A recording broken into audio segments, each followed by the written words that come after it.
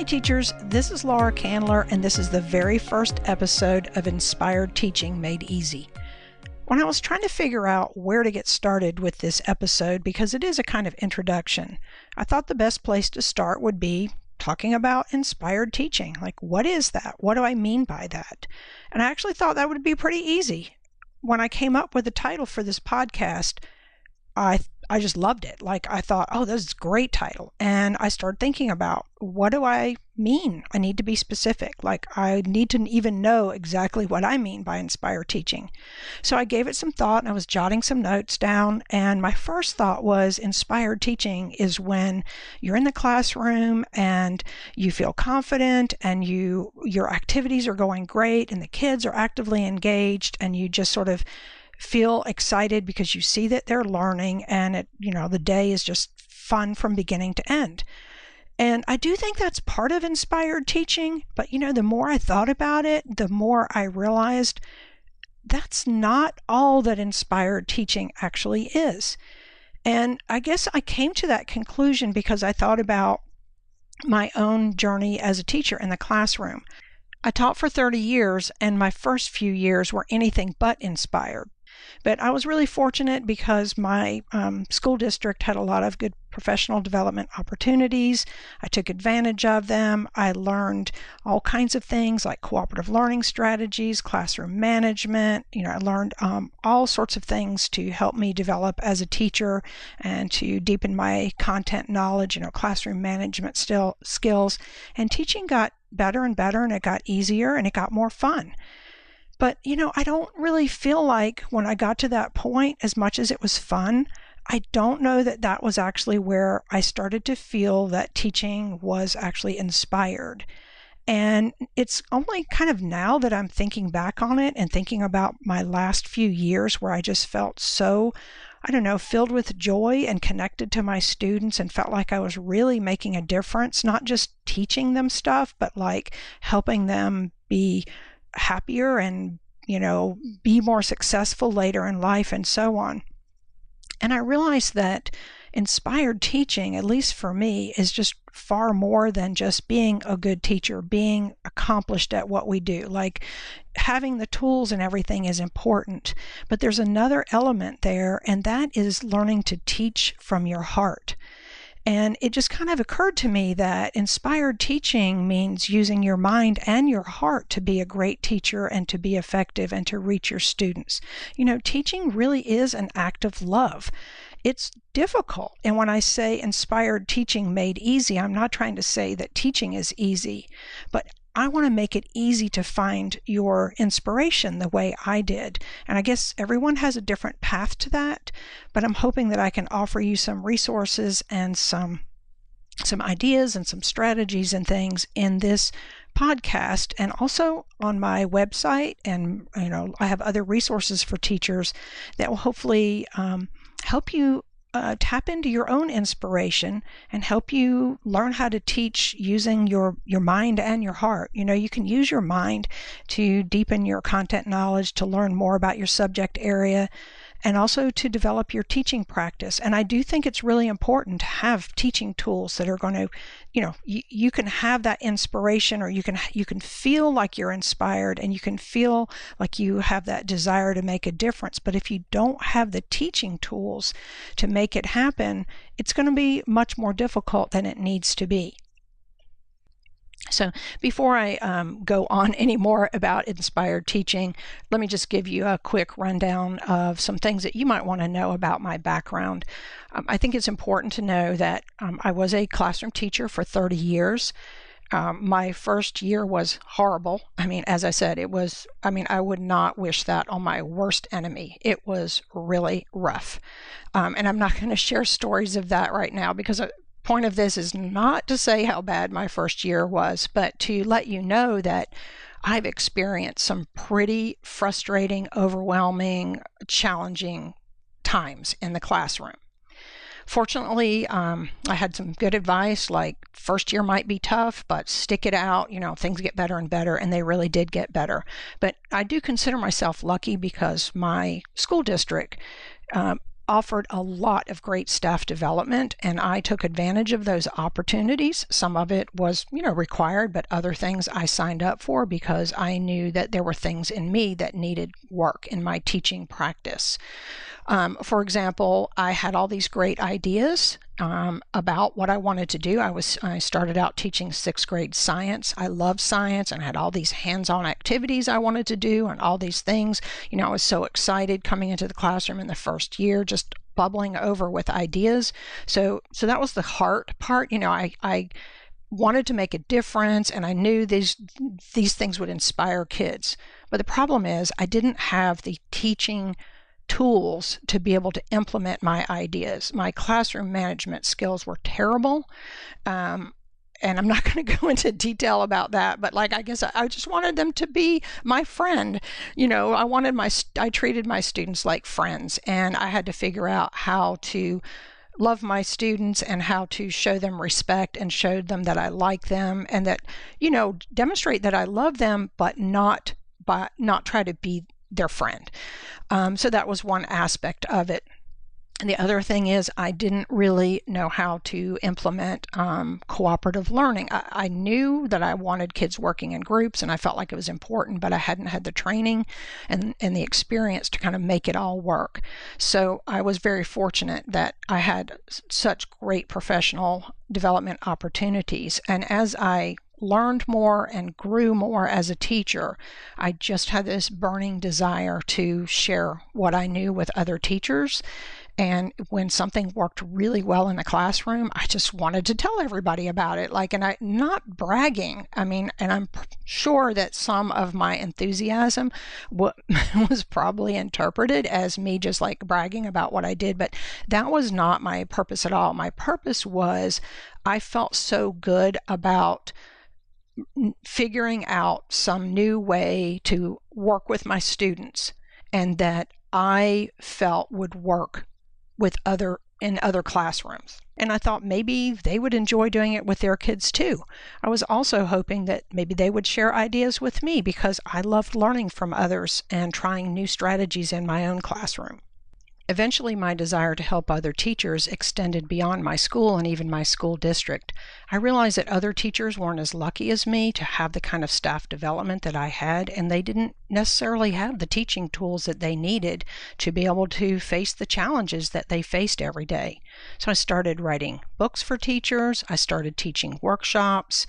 I created a website which is still there today, and I still add to it. It's lauracandler.com. It's called Teaching Resources, and it has an online file cabinet that I just continue to add to. It's full of resources in different subject areas, for teachers, just activities that worked for me, strategies.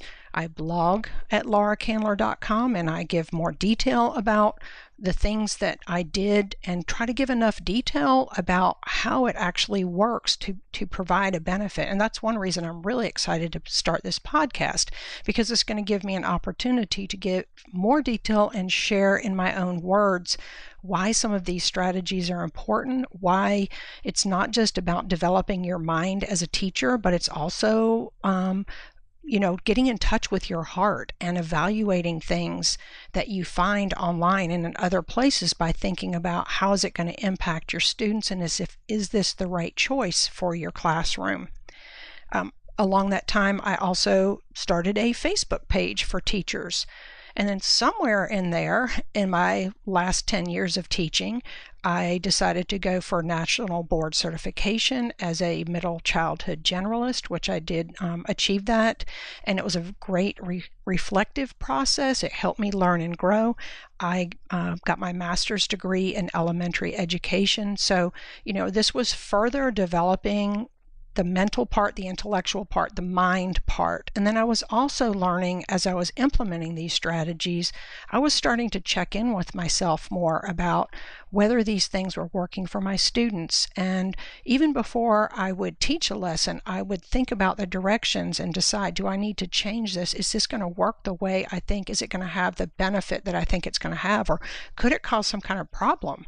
and that maybe I haven't thought about. Is it going to humiliate somebody? I'm not intending that for sure, but like, will these directions cause any of my students to feel uncomfortable? Like, I really started sort of checking in with the things that I was doing and trying to teach from my heart more, even though I didn't really think about it that way at the time. And I guess it's just now, when looking back at the situation, I realize how I was able to, develop my skills as a teacher, but then also really think about my kids as individuals. And I believed in them, and I believed in myself and my ability to have the tools, learn the tools, and use them appropriately to help these kids grow.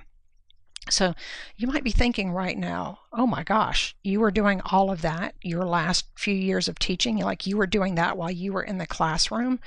And I will say, yes, I was. And it was a challenge. And it got more challenging, like the more I started working with teachers. I loved that aspect. I was totally energized by it. And in fact, others were saying, like, why don't you leave the classroom? You have so much to offer teachers, you can make a bigger impact that way. But, I just wasn't ready to give it up. There was just something about that thrill of working with kids and solving a problem and having what teachers call that light bulb moment, where you see that they understand something and that they are excited about something and they've learned something new. And then you also find yourself learning from them. It's all about creating a classroom community of where the kids feel safe, they feel supported, they're encouraged to explore, develop themselves and really dig into things, talk, interact, pushing them to a higher level, challenging them. Back in my early days of teaching, we didn't have the words growth mindset, but I look back and I realize, that's pretty much what we were doing, because I was trying to help the kids believe in themselves and learn to, push through those challenges and feel proud of themselves for the things that they accomplished. But eventually it just did become too overwhelming to try to balance what I was doing in the classroom and then my work with teachers. And I wasn't even thinking about retiring, but I actually, when I started exploring, well, maybe I'll leave the classroom for a year and try to see if I can get some help with, the teacher end of things. But then when I looked into it, I found out that I was actually going to be eligible for retirement in a few months. And I thought, okay, this is kind of a sign, I think. This is time. As much as I love working with kids, I need to, it's time to move on with a different phase, still working with education, still having an impact, working with teachers, learning and connecting and everything, but having maybe a bigger impact. So I continue to add to the resources on my site. I'm no longer teaching workshops, but I do webinars for teachers. And I'm also really excited about this podcast because it's a way that I can share in my own words, maybe some more detail about how some of the activities that you might find on my website, some of the games, the resources, the cooperative learning strategies. I can give you more in-depth detail about why the activity is set up that way and how it empowers students, and just some of the insights that I picked up through the years that are quite difficult to share in a blogging situation. So I'm just really excited about that opportunity. But I should also say, as you're listening to what I'm sharing, I want you to check in with yourself. Yes, trust me, I do have extensive background as a teacher, but you still need to check in with the things that I'm saying, like check in with yourself and listen, but also say, is this going to work in my classroom? And just kind of everything that you hear from me and other sources, evaluate with your mind and your heart. Like intellectually, with my mind, do I feel like these directions make sense? Do I feel like this activity is going to accomplish the purpose that I want to use it for? But also kind of check in with your heart. Like, is this going to work with my students? Are they going to like it? Are they going to benefit from it? Is it going to allow relationships to develop between them and between me and my students? Like, there's a limited time in the day that you have with these kids, and you want to make every moment count. And I feel like when you're teaching from your point of inspiration and you're using your heart and your mind, you can figure out, like, okay, this looks like a fun activity, but I don't know that it's going to have the overall benefit that I want the way this other activity is. I mean, nowadays there are so many options for teachers, so many technology tools, so many activities, so many resources out there that it can feel so overwhelming. And sometimes you might come across an idea and you think, oh, that's a great idea. But then when you actually start thinking about, okay, that's a great idea, but this is what I'm going to have to do in my classroom to make this happen. I'm just not sure that this time of year or this group of students or whatever that I want to use this activity. So I would just challenge you, when you listen to future episodes and you hear strategies, activities, and the things that I'm going to be sharing, think about, evaluate it yourself and decide what's right for you. Feel free to tweak it, make it work right for your kids. I know most of my experience is in upper elementary, a few years in sixth grade, a few years in fourth grade. Actually, most of my years were in fifth grade. But I've had many teachers tell me in first grade, second grade, third grade that they were able to easily adapt my activities and make them work in their classroom. And to me, that's inspired teaching. When you can find something online that's maybe not even for your grade level, and you can take what works from that and you can make it work in your classroom and have it benefit your students in ways that you envision that you want it to benefit, and then you see the result of that. Like, teaching feels so inspired and so creative and so rewarding. And when you're feeling those feelings, it really allows you to overcome the challenges. Maybe it kind of diminishes the feeling that your day is full of problems and difficulties when you can feel a sense of accomplishment and you know that you're making a difference in your students' lives. I also want to let you know that I'm not going to be publishing episodes on any kind of schedule. You might have already sort of figured that out from what you're hearing, and figuring out that my style is basically to work from inspiration. So rather than say I'm going to have a new episode out every week or every day or every other week, I'm really going to be just recording them as I feel inspired. That might be in response to a teacher's question on Facebook, or it might be something that's going on that's timely for that time of year. And I think, oh, you know what? There's something that really worked well for me. I want to share this. Or it might be when I'm looking at the resources on my own site and I'm thinking, oh, you know what? I need to tell teachers something specific, about this activity, like they might want to remember to do this or whatever. So I'm just going to be recording them when I feel, the inspiration hit, and they might be long, they might be short. So I guess the best thing to do is to subscribe to Inspired Teaching Made Easy on your favorite podcast app. And I will say that if you're listening to this episode right after I record it, it might not be there yet, because it does take a little bit of time to get things, up and running. But you can just check back later. And in the meantime, or even any time, you can go to my website, and I have a podcast page set up where I'm keeping all the episodes. Of course, there's only this one right now, but as I add new episodes, you'll find a link. You'll find the episode, and when you click on the title of the episode, it will take you to a page of show notes. And if I mention any additional resources, links, freebies, blog articles that are related to the topic or whatever, you'll find all of that there. So if you don't find Inspired Teaching Made Easy at first when you're looking on your in your podcast app, you can just go to my website, lauracandler.com/podcast, and you'll find it there. Well, that wraps up episode 1 of Inspired Teaching Made Easy. I hope you'll join me for episode 2, which is going to be about how to get yourself excited and energized for a new school year.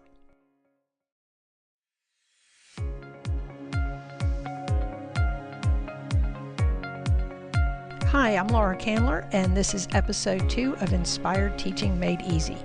Today we're going to be talking about how to get energized for a new school year.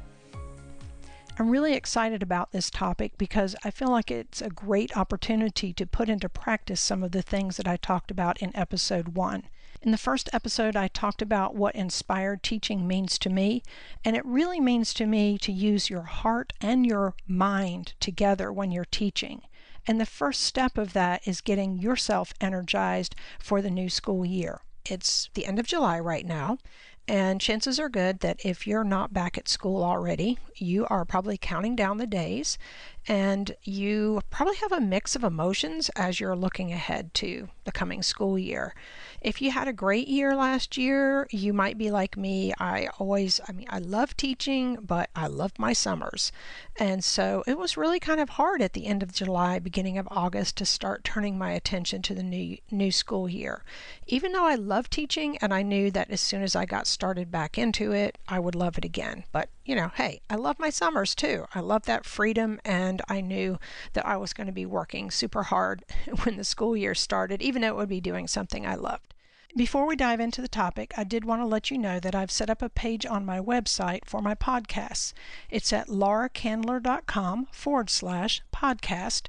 You'll find all the episodes there, and when you click on a title, it'll take you to a page of show notes where you can find any links and resources that I mention in that episode. All right, back to the topic at hand. When I was jotting down some notes for this episode, I realized that there are really two completely different perspectives about looking forward to this new year and trying to get excited and energized, because it's hard to be an inspired teacher if you're already dragging in on the first teacher work day. So the key is to get yourself pumped up and excited early on.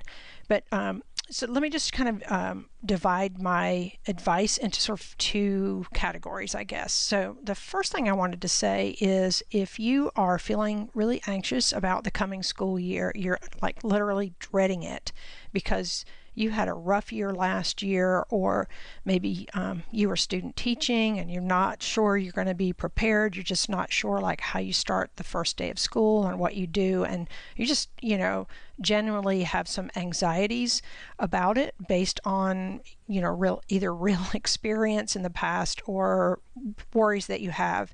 I just want to say it does not have to be what you are worrying about and what you're imagining. Like, you have so much more control over your experience in the classroom than you could possibly believe. And I learned this the hard way. It took me a long time to figure out that there were so many things that I could do right before the school year started and during the first week that would just put the whole class on a positive track, even with really, really difficult students. I mean, I had some difficult kids, but the neat thing was that many times the kids that everybody else found to be really challenging and difficult, with the right kind of blend of like caring and believing in students, but also being firm with classroom management and everything, these kids became some of my favorite students. So I want to put that out there to kind of clear your mind about what you're worried about or what you're concerned about, and think positively, think ahead to having a great year, because it really is possible. As I said, it took me a while to figure out some of these things. So a couple of years ago, I put together a webinar called How to Launch a Super School Year. And it was actually really long. It was a 2-hour webinar. I think it was really helpful, and I've gotten a lot of great feedback on it. And I went step by step through how to create your dream class, and effective classroom management strategies, and what to do on the first day of school, what to do on the first week of school. And actually a few weeks ago, I decided to take that webinar recording and divide it into some video lessons. And this is a little bit more manageable way to get the content, because it's divided into 4 video lessons, and there's all these freebies and strategies, and I think it would be really helpful. So if you are feeling a lot of anxiety about the school year because things were rough for you before, or you're worried about that things are going to be rough, or maybe some of the teachers of the students that you're going to have are already telling you these horror stories, I highly recommend that you go watch that. Either watch the webinar or do the little video course. They're both free, and you can find them on my website at lauracandler.com. You can either look in the webinar category for the full webinar recording, or I will put the link to the video lesson variation of that replay, I'll put that in the notes for the blog article that I'm working on to accompany this post. So I don't really have any more advice if you're in that category, except I really think that that would be helpful to you. So I want to turn my attention to teachers who love teaching, but they love their summers too. And they know that when they get back caught up in the teaching experience, that they're going to be super busy and, just not ready to let go of the summer. So let me share what I would like to do is share 3 strategies that worked for me really well. And then if you have some of your own strategies, I would love to hear them. I actually posted this question on Facebook earlier today, and I will have a link to that Facebook post in the blog article, and you can go read what some of the other ideas are and jump in the conversation and share some of the things that you've figured out. But the things that I figured out that were probably most helpful, number 1 is I kind of gave myself a pep talk about that. Hey, you love teaching, you love it, and you went to school to be a teacher, and teaching is exciting, and just think about when you get back into it that you are really going to enjoy it. And as part of that, if you have any photos of fun things that you did with your students in previous years, like maybe a class scrapbook or something, something that I did probably for the last 10 years of teaching, and I actually have a blog post about how to do a class scrapbook. Of course, beginning of the year is not the time to really think about that, but if you have one, go look at some pictures of some of the things that you did with your students from previous years. It'll just really get you excited about the coming school year, and you'll be just thinking about the new kids that you're going to get and what a great time you're going to have together. So the first tip is just give yourself a little pep talk and think about once you get into it, once you get in the swing of things, you're going to really enjoy it. Another thing that I found to be really helpful, feel free to disagree with me if you think nope on this one, but if you can get into your classroom before your first teacher workday, I highly recommend it. I know a lot of teachers feel like, and I totally respect this, they feel like I don't want to give up one single bit of my summer vacation to go set up my classroom. I understand that and I respect that.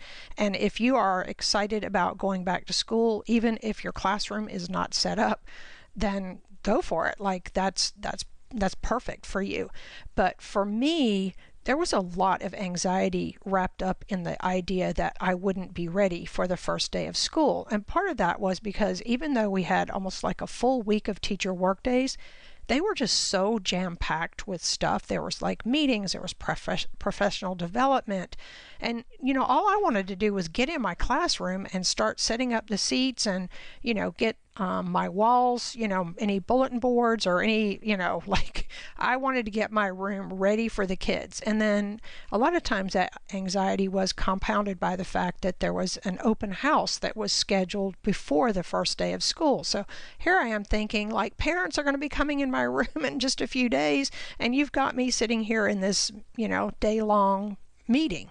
So for me, if I always somehow managed to get access to my room, at least a week before the first teacher workday, and I would just go out there and work for a few hours at a time for a few days, and I was just like so happy setting up my room and thinking about what I wanted to do that year. And it was just like there was just a few other teachers there, but that time was just golden.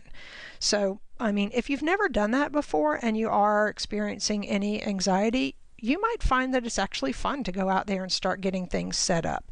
And also it's really cool because, like if you meet the principal, and even if it's a principal that you've already known, like sometimes you'll find out some things that are going to be going on and, during the year, and you can be prepared for that. So I have kind of a funny story to tell. I'm just going to tell a quick little diversion off of that point, I guess. I don't know if you have a back to school teacher dream that you have every year, but almost every year I had a dream, but it was really kind of like a nightmare, but I had this dream. And if you've been teaching or just even student teaching, you will understand why this dream really was more of a nightmare. But my dream was that I showed up for the first teacher workday, and I had realized when I walked in the classroom that I had gotten my dates confused, and it was actually the first day of school with the children and not the first workday. And I would just like wake up with my heart pounding. I mean, it was just horrifying. And I'm sure you can relate. And it was like the thought of walking in and my room is a total wreck. I haven't, like, the kids are there and they're ready for me to get started, and I'm not ready. That was awful. So maybe that was one of the reasons why I felt like it was important to go out ahead of time and make sure that my room was set up. And I mean, I would even have, like, some of the materials counted out and things like that. It just really helped me.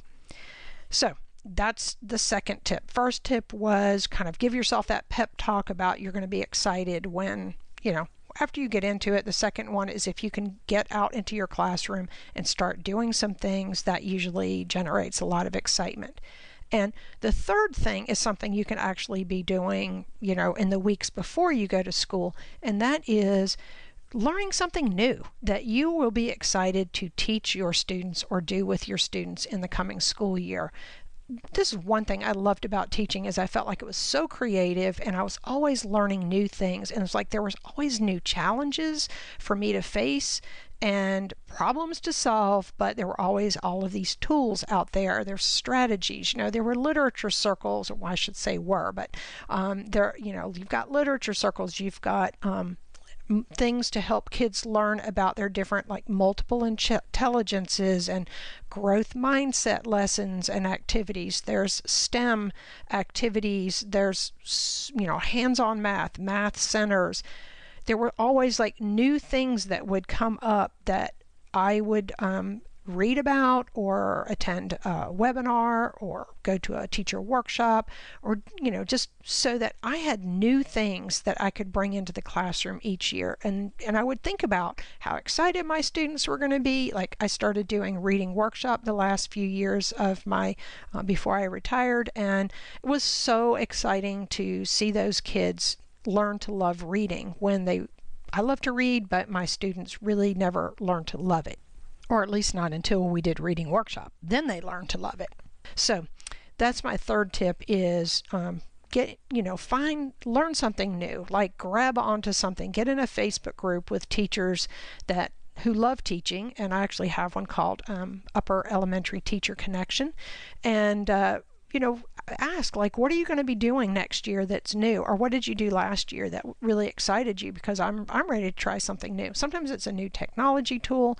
There's all kinds of new things that can get you pumped up and excited about the school year. Start that inspiration going now, even if you haven't gotten back to school.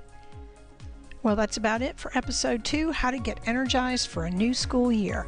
I hope you find some inspiration in the things that we talked about today, and I invite you to join me for the next episode, where we'll talk about strategies that make teaching easy, fun, and inspirational.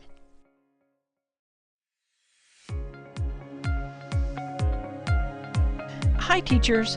Most schools have a handbook of guidelines and district policies, but have you ever thought of creating a handbook just for your classroom? I'm Laura Candler, and in episode 3, we're going to talk about why you need a class handbook and what to put in it. Before we get started, I wanted to let you know where to find the resources related to this episode. If you go to lauracandler.com/podcast and click on episode 3, you'll find links to everything that I mention here. And I am going to be sharing a freebie that will be helpful to you, and links to other resources, including a blog article that has quite a bit of information that, especially if you're in a situation right now where you're listening but you can't take notes on what I'm saying, you might want to follow up later with those resources. So I guess we should just get started by saying what is a handbook. And a handbook nowadays could take on all kinds of formats. I mean, if you like video, it could be a video handbook. For me, it was just a printed pages, collection of pages, maybe 6 or 7 pages. stapled together and given to the students on the first day of school. And I'll give you some tips later. We'll talk about introducing the handbook and so on. But it can also be a digital document that the kids can access online or on a network. It can be sent to parents by email. Like, there's lots of different formats, but it's not really the format that's important, though. It's more what goes in it and why you even create one in the first place. So let's start with the why, because you might already be thinking, that sounds like a lot of work. And I'm not going to lie to you, there is quite a bit of work involved at the very beginning in creating your first class handbook. But it is well worth the time that you put into it. And you will see this throughout this podcast. You'll kind of get a better understanding of how it can actually save you time later. Let me just say right up front, one of the biggest things is when you set forth your policies and procedures that are specific to your own classroom, it saves you time later because you're not having to meet with parents over and over and over to explain things. You know how you tell your students, here's the homework policy, here's that you go through your policies during as a part of your school day with your students, but then they may be confused about it or they're not following the policies, and the next thing you know, you're having a meeting with parents and you're trying to explain, well, this is my policy, and I told my students on the first day of school. But if you have a handbook where everything is written down and you've given it to the students and you've sent a copy home to parents, then it really cuts down on those types of meetings later. And if the parents are saying that they're not aware that you had that policy, you can kind of say, oh, I'm sorry, did you not receive my email at the beginning of the year? Or whatever. I actually had students take home a copy of their handbook and get a signature from the parent just saying that the parent saw it. And it didn't even, I don't even think it said that the parent read it. It was like, I'm aware that there's a class handbook, maybe it did say I've reviewed these procedures, whatever. But all I'm saying is creating that up front and, giving it to your students, sharing it with parents really saves time later in terms of meetings and you having to justify things later that were your policies from the very beginning. Another really important reason to create your own class handbook is that it makes you have to think through all of your policies and procedures. And if you already have a class handbook, this is something that you're going to want to do every year. You're going to want to go back to it and you're going to want to review everything and make sure that it's still, you still feel that those are the best policies and procedures. As I shared in episode 1, inspired teaching comes from the mind and the heart. And sometimes when we create policies and guidelines, that may come from like a logical perspective, or maybe other teachers have said, this is the classroom management system I use. And you think, okay, that sounds good, that's logical. But then you may realize later, I wasn't all that comfortable using that last year. You may want to tweak it. You may want to discard it. If you're starting out brand new, you might want to just imagine yourself in the classroom, like implementing it. How's it going to go? What are you going to say to parents later and things? There's just classroom management is huge, and putting time in up front to thinking about your policies and your procedures and how it's going to impact the students and you and the whole classroom environment is really, really important. It may cause you to start asking other teachers, well, how do you handle this? How do you handle this? How do you handle like late homework? Like, some people are super strict. They just say no late homework, you get a 0. Well, you need to find out if your school system and your district and your school and your principal even supports something that strict, and how you're going to introduce it and justify it to parents later. And I'm not saying it's necessarily a bad policy. I'm just saying creating a handbook and putting all this in writing gives people a chance to ask you for clarification or whatever before you're caught in the middle of a situation that maybe didn't have to happen if your policy was super clear from the start. Another thing you can do is, when you've put together your handbook, if you do it before the school year, which I highly recommend unless you happen to be listening to this in the middle of the school year and you don't have one, I would say it's never too late to write one. But after you create that class handbook, I would schedule a time to talk to the principal. Give your principal a copy. Go ahead and give a printed one unless they really prefer digital versions, and ask them, would you review this? Maybe not right while they're sitting with you, but like, would you review this? And then if there's something that you want to discuss with me about my policies or procedures, could we schedule a time before school to meet and talk it over? Because the thing is, you don't want to put things in writing or even have a policy that's not going to be supported by your principal, because your principal needs to be able to support you if there's some sort of conflict that comes up. And if the parent is upset about your homework policy and then goes to the principal will be really happy that you've already shared this with them. And I understand your concerns, but Mrs. Candler and I actually discussed her homework policy before the first day of school, and I support her 100%.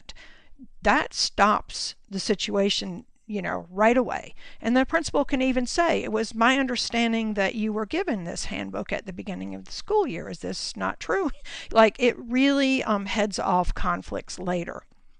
So that is probably, think through those policies and procedures, talk with your principal about it. And if you're wondering, like, maybe especially if you're new, or even if you've been teaching a while and you've never created your own handbook, you might be thinking, oh my goodness, like, I don't even know where to begin with that.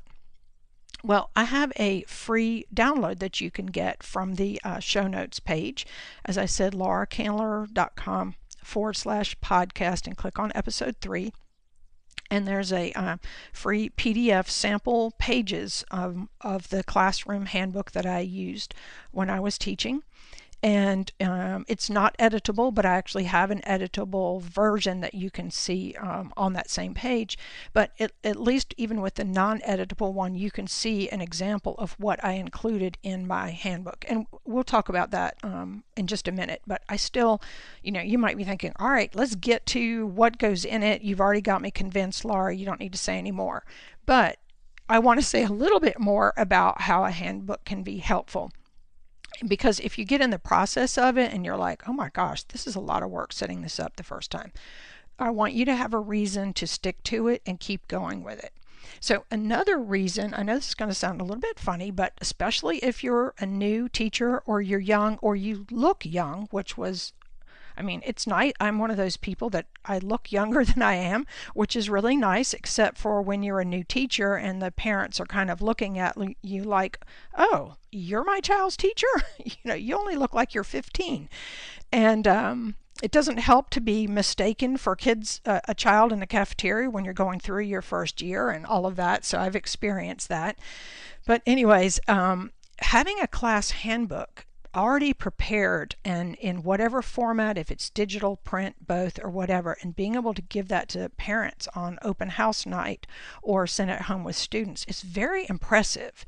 And what it says about you is, no matter how young you look or how inexperienced you might look, and even if you look really experienced, that really doesn't matter, but I'm just saying from the perspective of a new teacher, it's very impressive to a parent that you have thought out all of these policies, you have taken time to communicate them clearly to your students and to the parents. So it speaks highly of you, and it puts them in a positive mindset about, wow, like, I'm glad she's my child's teacher. Look at what she's already done here, and that gives them an opportunity to review it and ask you questions about it.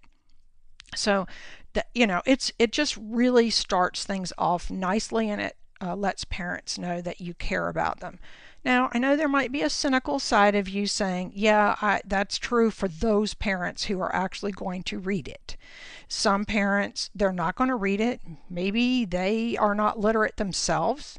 But even if they don't read it or can't read it, it still sends like a powerful message about the fact that you care enough to think through your policies and put them in writing. And you might even mention at open house, I've already, Mr. So-and-so or Mrs. So-and-so, the principal and I have reviewed this together before I, made a copy for you or whatever. So it just kind of solidifies everything. Let me think about, oh, there was one more thing I wanted to say. I was like kind of going through in my mind here. What did I want to say about it? So another, maybe the final reason, even though if you have a class handbook, I'd love to hear what you think the reasons are to have one. But the last thing is that it's a great way to welcome new students.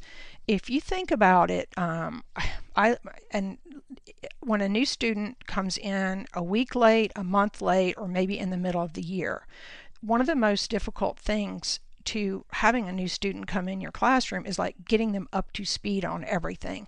And it's so nice when you have a class handbook that you can give them, and or maybe the parent, if you meet the parent right away, sometimes that happens. The parent's there when the child comes in new to your classroom, and you can give it to the parent and say, these are my classroom policies and procedures. Please review it and let me know if you have any questions. And I think it immediately puts them at ease when you have that kind of content in your handbook. So hopefully by now I have convinced you that even though it might take a little bit of work up front to create a customized class handbook, it's really beneficial, and it's something worth doing. And the good thing is, once you have it, of course, you would want to save the pages I've created in Word, and then a cover. I like little cute fancy covers, and I have some templates that are PowerPoint templates that you could use. But it's fun to have a nice little colorful cover or whatever you want to do there. That's up to you. But whatever you do, you want to save those files, and you want to make sure you save them in a safe place where you can get back to them.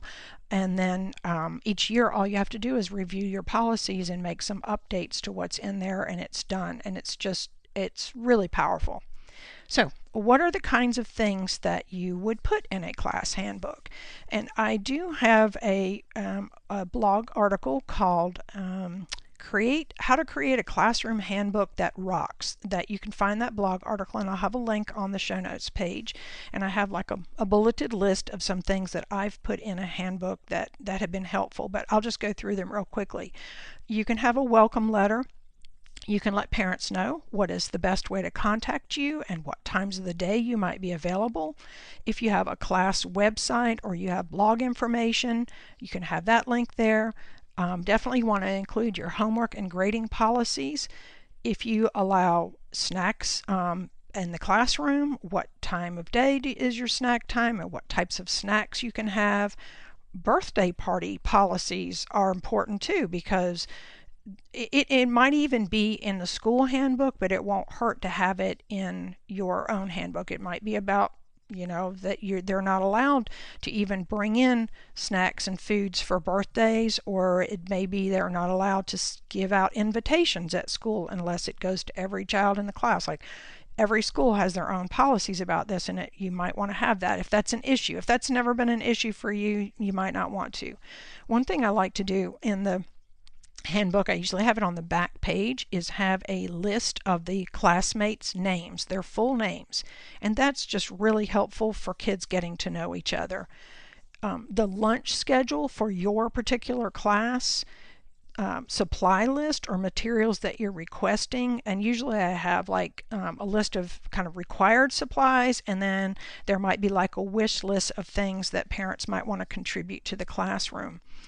If you use Donors Choose, I would include a link to your Donors Choose teacher page, and I would say for sure you would want to go ahead and have a Donors Choose project like online ready to go for maybe materials and things that you need for the school year. And if you don't know what Donors Choose is, go to donorschoose.org and check it out. And I do have resources on my website. I guess I can put something about that in the show notes, but it's basically a way for teachers to get money for classroom projects through donations.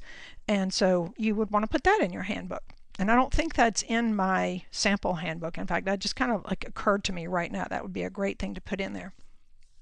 Another thing I used to put in my handbook was a brief description of any instructional methods that I use that may be a little out of the ordinary.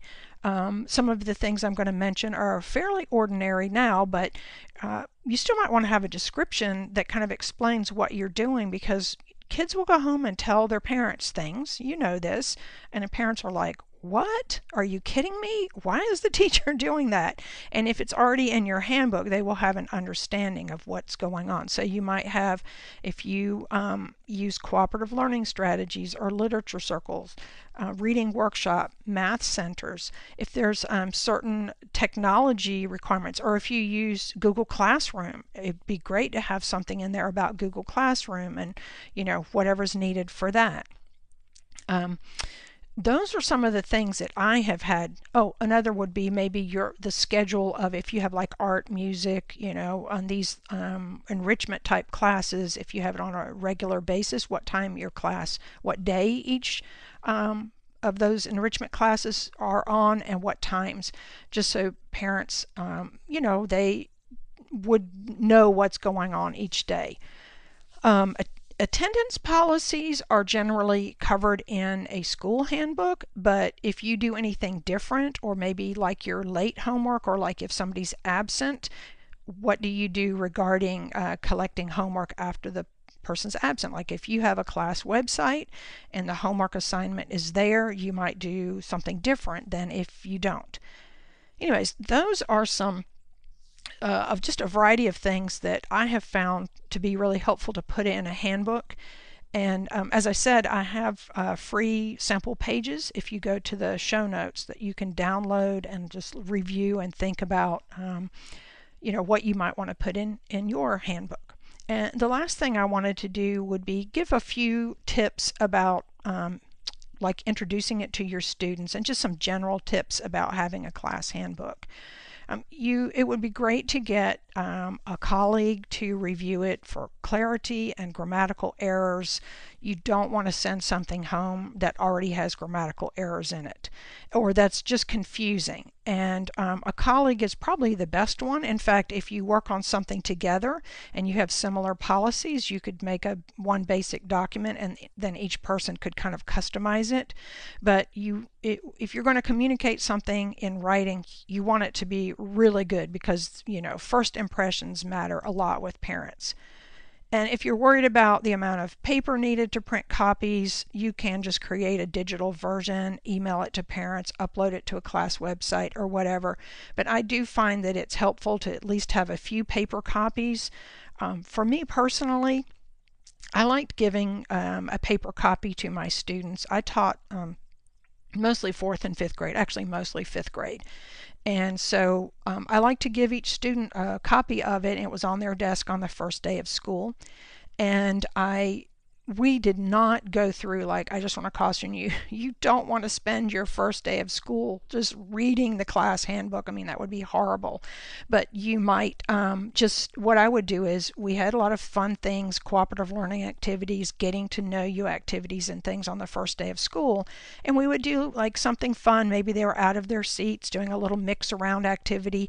And then we would sit down and I'd say, all right, let's go over part of the handbook. And then I would say, turn to page 3 and let's talk about the homework policy. And then we would do something else fun. Then we would come back to the handbook. Like, I mean, even adults wouldn't want to sit there the first day of school and have to read through the handbook the whole day.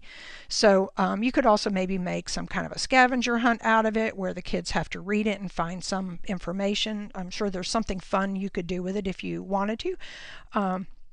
So that's just a tip about introducing it.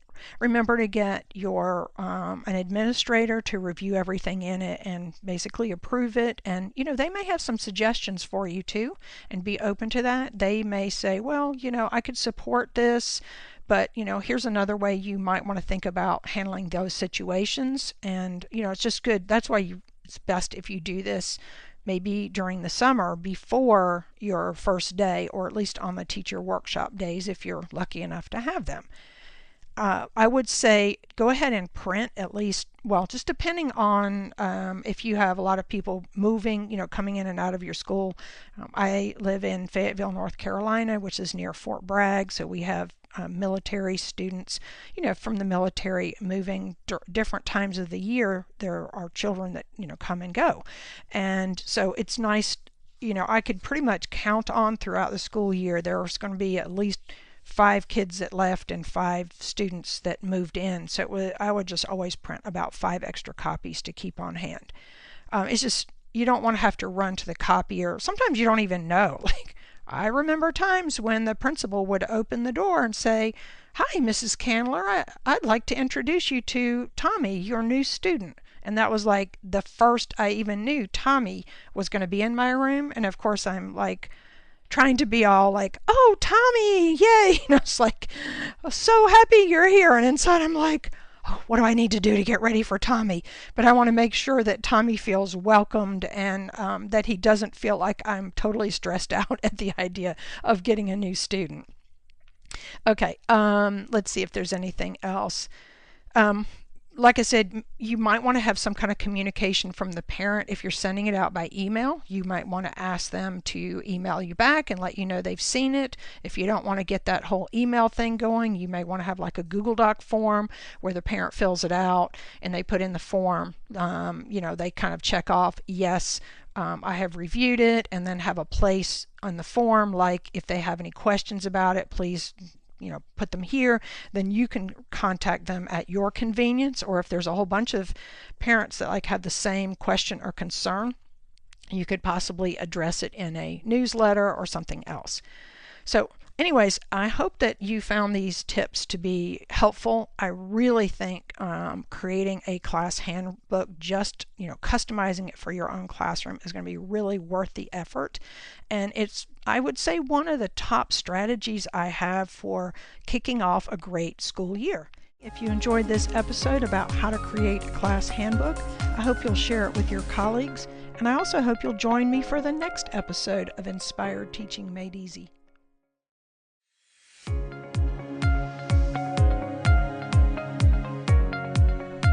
Inspired teaching sometimes starts with a single idea that nobody could have ever imagined would be so powerful in the end. In fact, it might not even seem inspired at the beginning.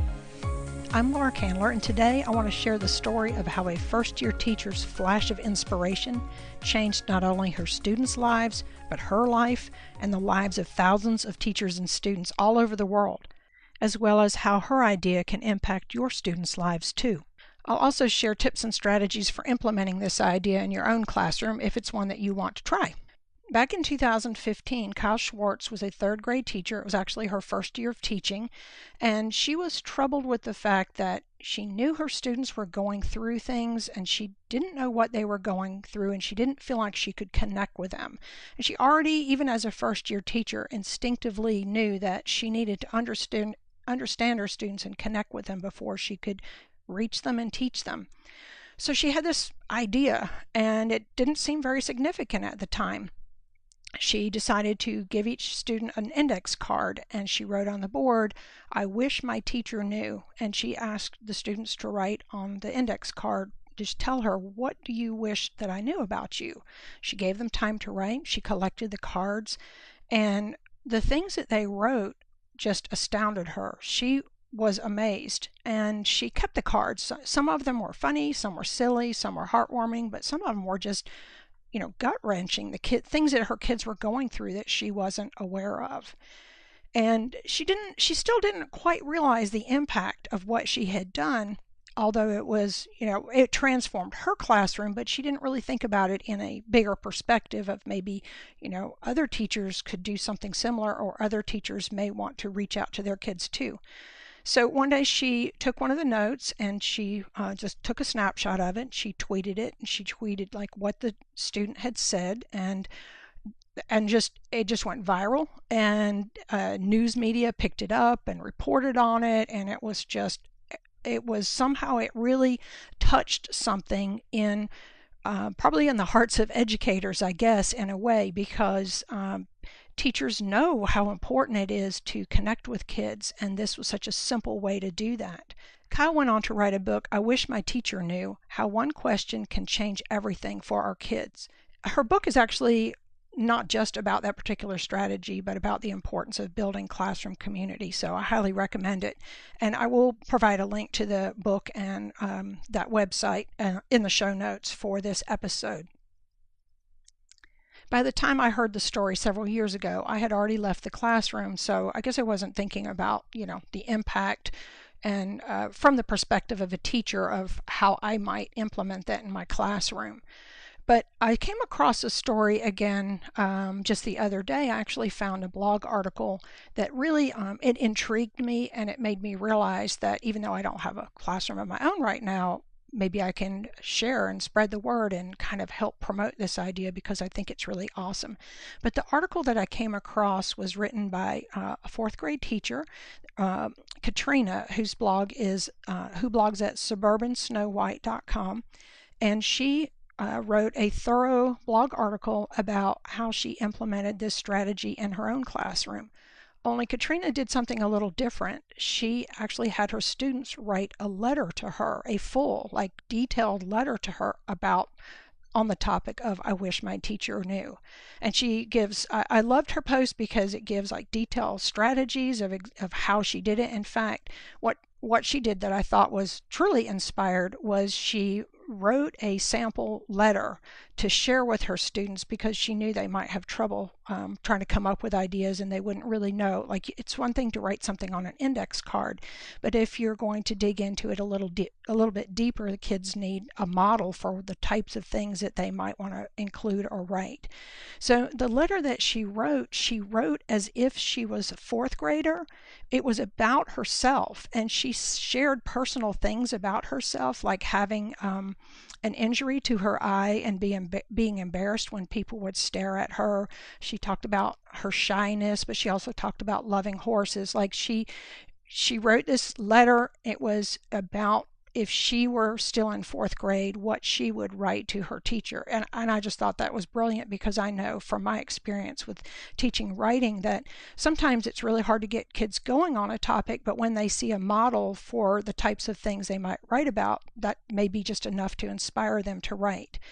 So when I saw the article, and it just kind of, I actually posted it on my Facebook page, and it immediately just got so much traffic, and I thought, wow, this is still a timely topic, even 4 years later after Kyle came up with the idea and it went viral back then. But I know there are teachers who are using this strategy, but there are also teachers who may have heard of it, but they haven't actually thought about using it in their classrooms, or they may not realize there are a lot of possibilities of how they could use it. So that's when I decided, I really want to talk about this in a podcast episode. So I reached out to Katrina to ask for some clarification on a few things, and I'll share some of her responses with you later in this podcast. So I wanted to share some of my insights about this activity and things that I thought about that may be important to consider if you're wanting to do it in your own classroom. And if you've already used this I wish my teacher knew strategy yourself, I would love to hear from you about how you implemented it and what you did, what time of year, and any insights that you have about how to make this work in the classroom. I've posted something on my Facebook page that is a question to designed to generate some discussion on this topic, and you can find a link to that Facebook post in the show notes. But anyways, just sharing a few of my thoughts about it. First thing is that I originally thought that it was a good back to school idea. I realized later, if you do it as a back to school idea, you would probably just want to do the quick index card idea and get some thoughts going and learn a little bit about your kids. But doing something that's more involved and where you're really kind of wanting them to dig in and give you details and kind of explain a little bit more, and using the idea of having the kids write a letter to you, I think that would be much better done later in the year, maybe in late fall or maybe in the spring. Probably fall would be better because the earlier you know about your students and can really tap into things that are going on with them would be good. And you may even want to use it kind of like have this in your mind of this is how you're going to do it. And if something happens in the classroom where you realize there's all kinds of things going on in your students' lives that you really need to know about, I'd say wait at least a month into the school year to build that classroom community feeling like they need a sense of trust, even though they're not necessarily going to be sharing out loud what they've done. Even just sharing with you, they need to trust you that and you need to build that trust. So I would wait to do it. I highly recommend that you go to Katrina's blog and I'll put the link in the show notes, and you look at what she's done, and because she gave a lot of detail, she even has like a free download if you want to have some like special paper or little cards that the kids can write on, but of course you can just use regular paper for that, as she points out.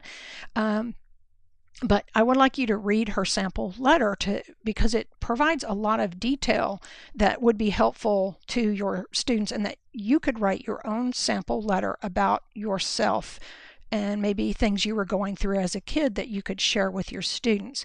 But as you read the sample letter that she wrote for her students, of course, you would want to think about your own students, and for younger grades, a 3-paragraph letter might be just overwhelming. So you might want to just do 1 paragraph. So you're kind of transitioning from the idea that it's just a sentence or 2 on an index card to you would like them to write a paragraph that tells, not only just naming something that they want you to know, but maybe giving more details about it. And you just really need to go to her blog and read the sample, and you'll see exactly what I mean, because she said that providing that sample really helped the kids understand the kinds of things that they might write about that they wouldn't have normally thought of, because this is not a typical thing that you might ask an elementary student to do, or even a middle or high school student to do.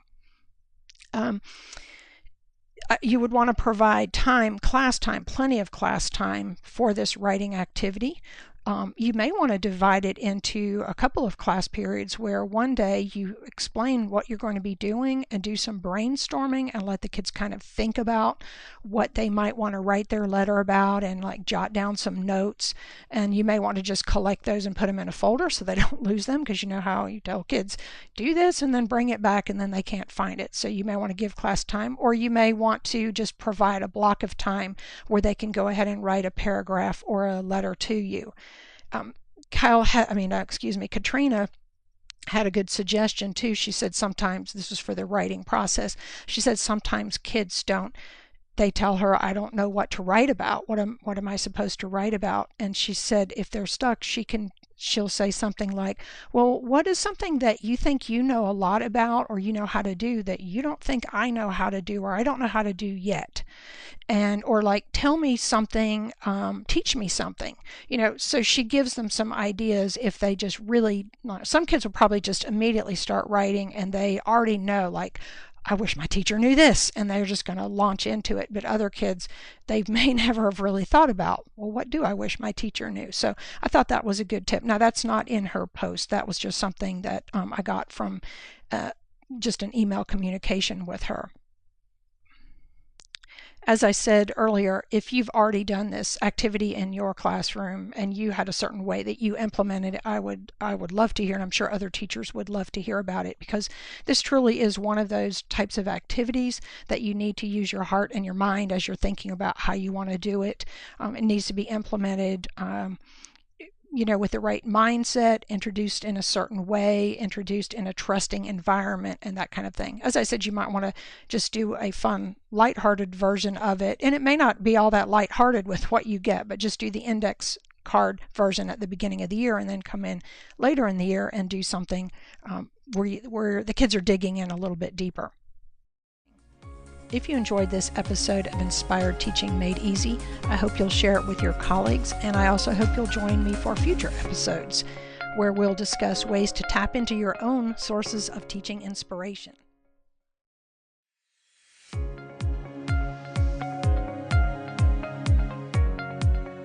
When you use active engagement strategies in your classroom, it becomes a busy, exciting place to learn. But without effective classroom management, that busy, exciting classroom can become noisy and chaotic, if not worse. Fortunately, there's a classroom management tool that's almost magical that you can use to harness your students' energy and excitement before it spins out of control. And that tool is the attention signal. Hi, I'm Laura Candler, and today I want to take a deep dive into the topic of attention signals, because knowing how to use an attention signal effectively might just be the best key to unlocking inspired teaching. We'll discuss everything from what an attention signal is to why you need one, what the main types of attention signals are, and I'll give you loads of examples of each type, We'll talk about the qualities of an effective quiet signal and how you can evaluate them to find out what's the best one for you. And we'll even talk about how to teach it to your students, because that's an important component of using a quiet signal effectively. But before we get started, I did want to remind you that you can find the everything that I discuss or share in this episode. You can find what you need on the show notes page on my website. If you go to lauracandler.com/podcast and go to episode 6, that'll take you right to a page where everything that we talk about today is right there for you, ready, links and resources and materials and things ready to grab. I really want you to be a part of the conversation on this because we can learn so much from each other. I've been using attention signals for years. I first learned about them. They were actually called quiet signals back then when I received my original cooperative learning training.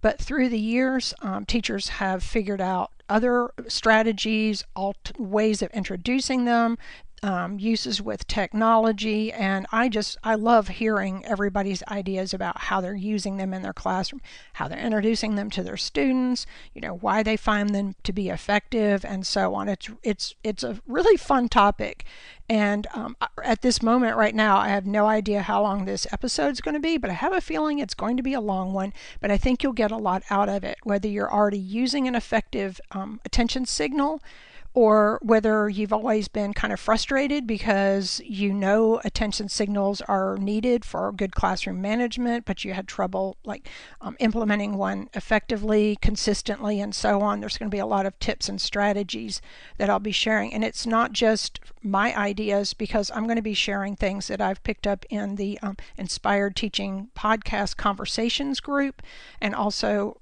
when I've posted on my Teaching Resources Facebook page, lots of wonderful ideas shared, things I hadn't even thought of. So I really look forward to just digging into this topic. It's so critical.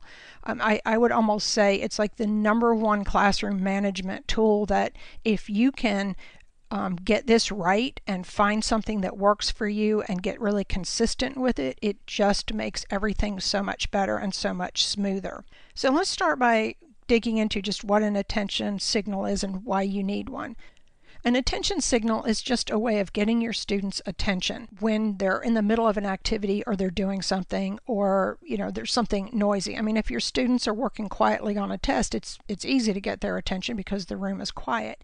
But when you start using more active engagement strategies and cooperative learning strategies, the kids are busy and they're excited and they're talking and they're learning. And you have to get comfortable with that kind of level of activity, but really the only way you can get comfortable with it is to feel that you still can get their attention when you need it. And I found from many years of teaching that kids do much better if you break your directions down into simple steps rather than telling them 10 things all at once that they need to remember to do. Tell them the first step, use a quiet signal, get their attention, tell them the next step, and so on. Because you're going to be using your quiet signal over and over during each lesson, there are some qualities that make some attention signals a lot more effective than others. So we're going to talk about what some of those qualities are so that you can evaluate the options that are out there. I mean, if you just do a search on attention signals, it's really quite overwhelming. Or you may have a teacher tell you, oh, this is what I use with my kids and you should try it. But maybe you've tried it and just didn't really work that well for you, so you might feel a little bit lost. But today I'm going to share some insights that I've had about what makes a good quiet signal or attention signal, so that you can kind of evaluate some of these options on your own and hopefully find something that feels really good, or find several of them. So I keep talking about it like it's one thing, but there's like whole categories of attention signals. And so I'm going to just tell you briefly what some of the different categories are to make sure that we're all kind of on the same page when you hear me talking about, what makes an effective one. And then I'm going to dig into each category and share specific examples from teachers and from my own practice and just things that I've heard, so that hopefully by the end of this episode, you feel like you know what your options are and you can really make a good decision. So every attention signal really has two parts. It's the teacher does something, takes an action, makes a sound, or usually does both together, and then the students are expected to respond in a certain way. They used to be called quiet signals, but I really like now they're called attention signals, because it's not just that we want kids to be quiet. They need to turn their bodies physically if necessary and look at the board or the projector or the teacher or the speaker or whatever. So we need their attention on what we're doing or the direction we're going to give. If they're working on something, we want them to put that thing down so that they're focused on the speaker. So those two parts, the teacher part and the student part, and it's just important to kind of keep those in mind. So as I brainstormed different types of attention signals, they kind of fell into 4 categories. Maybe I'm overlooking something, but this is what I found. It seemed like there's the first category, and it's the easiest one, is just a hand signal on the part of the teacher, and then maybe with the students too, but a hand signal and some words. So it might be raising your hand and saying, "Give me 5," and then the kids raise their hands and get their attention on you and get quiet and stop what they're doing.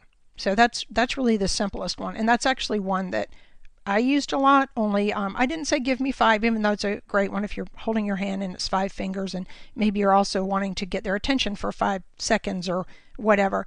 But I just raised my hand and I would just count down 1, 2, 3, because I wanted them to be able to see me and hear me. Another example is a clapping pattern. So the teacher may clap a certain pattern and then the kids finish it, or the students may repeat the same pattern that the teacher claps. It may be the same pattern every time, but some sort of clapping pattern. Another one is call and response. Sometimes they're called callbacks. So the teacher calls something out and then the kids call something back. So there are so many of these out there, and a lot of them are just really fun and creative and different, and you can just make your own up. But some that I've heard before would be like, "Holy moly," is what the teacher says, and then the kids say guacamole. Or I'm going to give you some more examples later. So speaking of examples, I wanted to mention that Angela Watson has a great blog article called, I think it's called 50 Call and Response Signals for Teachers or something of that nature.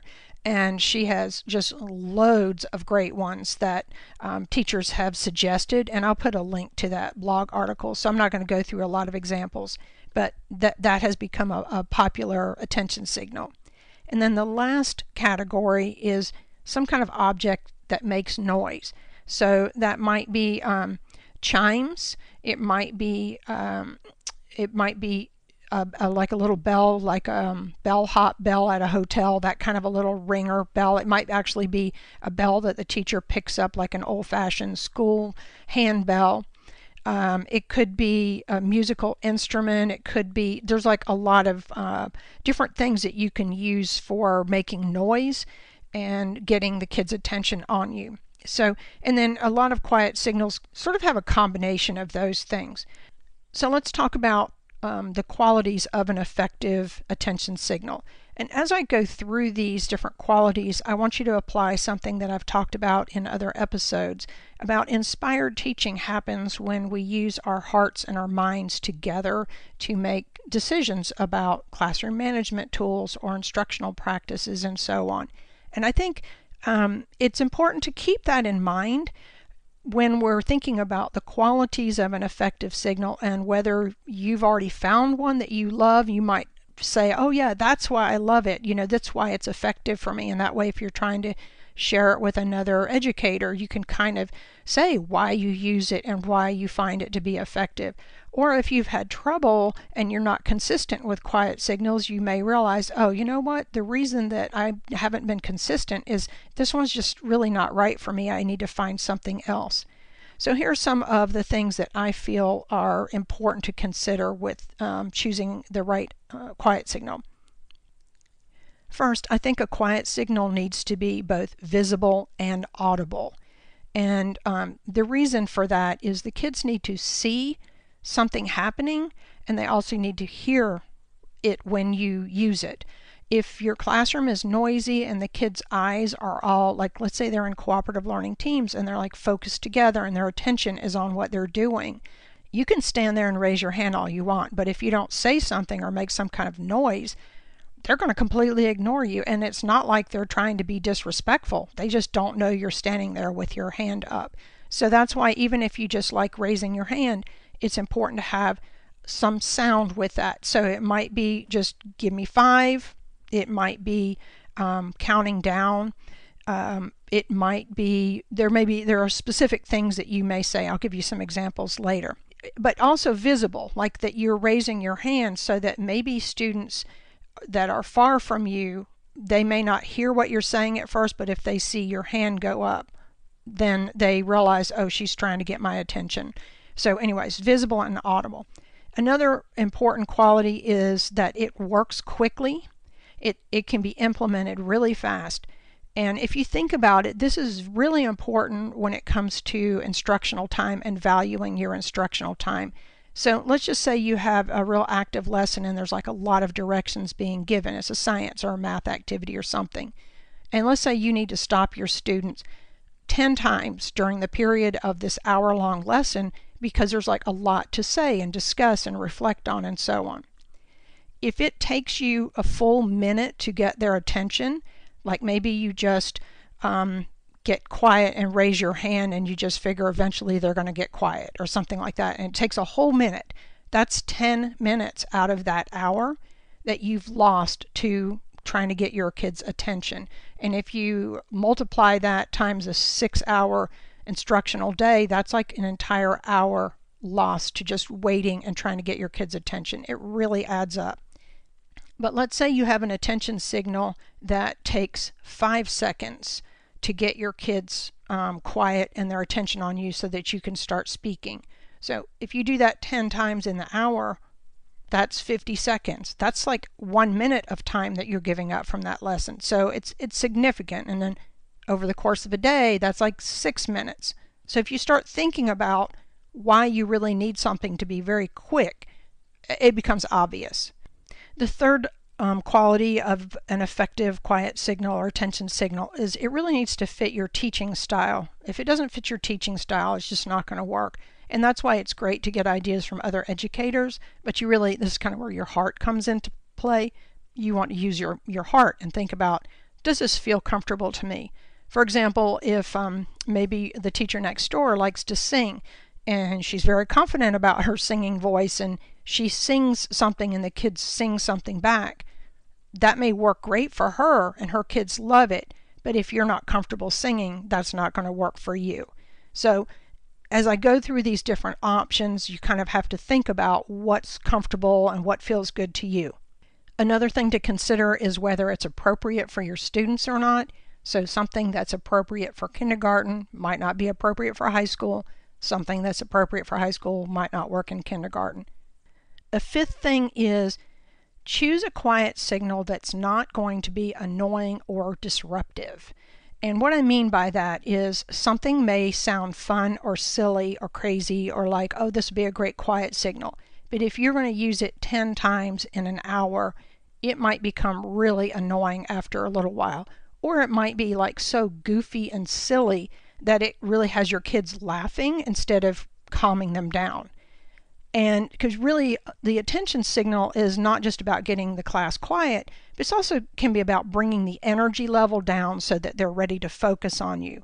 And I want to give you a couple of examples.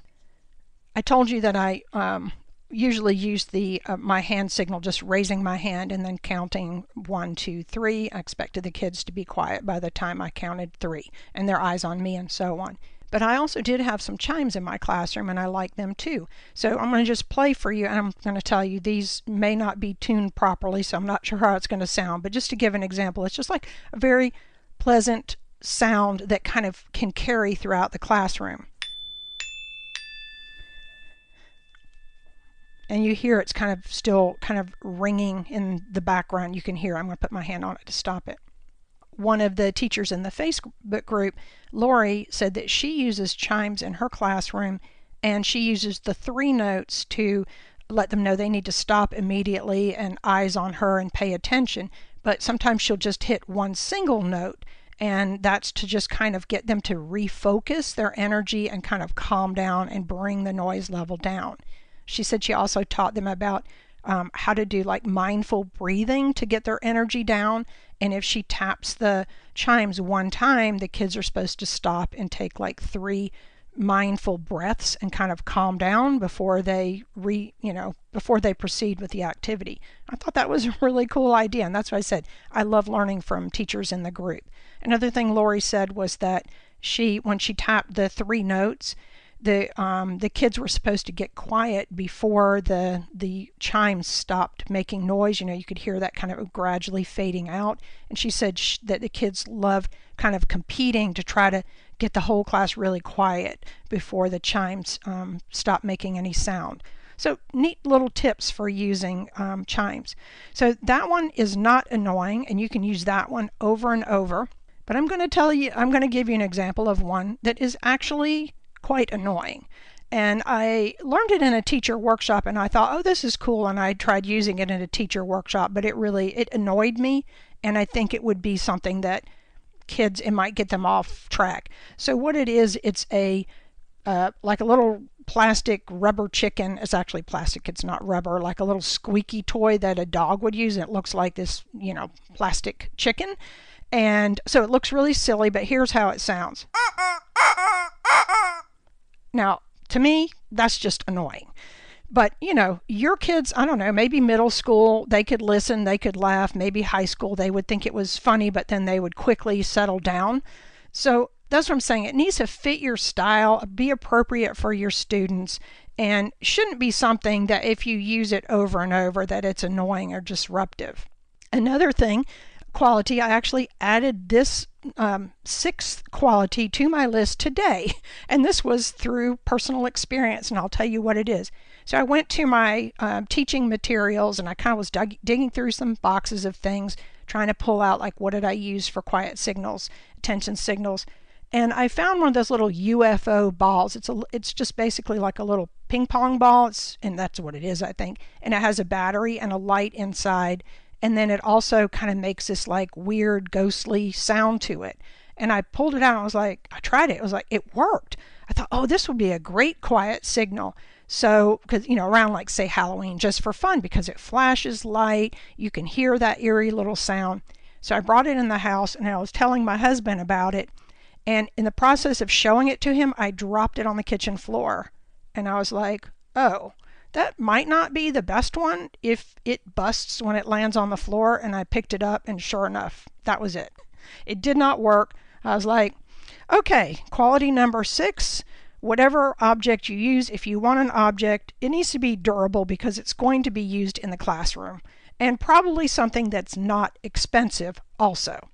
Those are like 6 qualities that I think help you decide if a attention signal is effective or not. But then kind of like the last thing is take all those 6 qualities, and it might hit every one of them, but then when you use it in the classroom, it just doesn't work. Like for whatever reason, your kids don't get quiet in that time period. So once again, it kind of comes down to using your heart and your mind. Like logically, it might seem like it fits all the qualities, but if you use it and you try it in different ways, you try to teach it to your students, and it just still doesn't really work, I would just say abandon that one and try something else.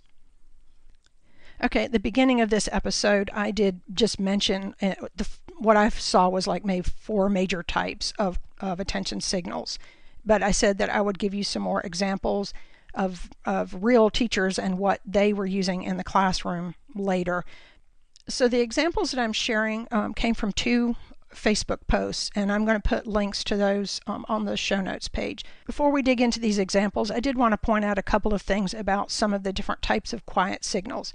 If you are going to be using an object, you may want to keep in mind, this kind of goes back to your teaching style. Are you the kind of person who always puts things down and you don't remember where they are? That was me. And that was a problem I actually had with the chimes. I liked using them, but a lot of times when I got ready to use it, it was across the room from where I was, because I move around the room a lot. So I just would use my hand, raise my hand, and do the countdown. So that's something to consider as well. Another thing is that it's really nice if you have a quiet signal that your students have to do something with their hands or their bodies or something as part of their response because it makes them put down whatever they're doing. So one of the strategies in here, let's see, Jessica shared a strategy, hands on top, everyone stop. I'm not sure, she might have, I think she said that she did it call and response, like she said hands on top and they said everyone stop, and I'm picturing the kids putting their hands either on top of their desks or I know when I was in the computer lab I had the hardest time getting the kids' attention, so I told them to put their hands on top of their head at least until everybody's eyes were on me, and then they could put their hands down. So clapping patterns are really nice because if the kids are clapping, if they're like cutting something out or writing, they have to put down what they're doing in order to clap that response. Okay, let's just go through some of these examples.